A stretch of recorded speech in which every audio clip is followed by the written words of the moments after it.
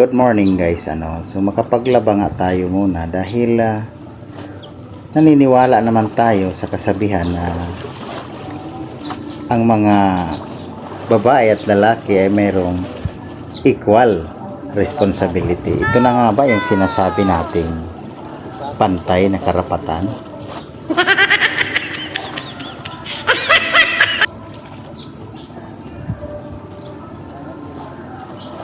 So makapaglaba tayo sa kanal ay napaka laking opportunity na kasi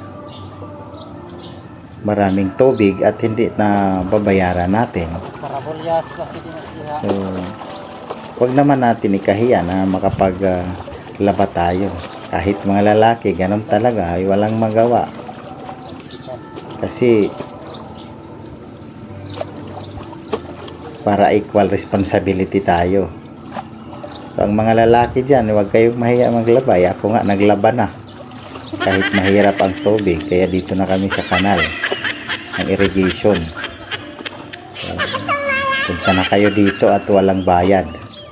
Napakarami ng tubig. Yan o.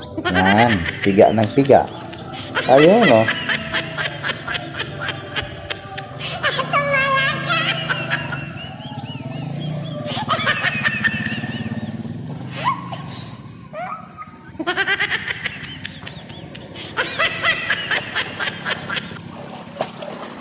Ang dami pa namang dumadaan ng mga motor, may mga taong sakay. Kahit nakakahiya ay okay lang.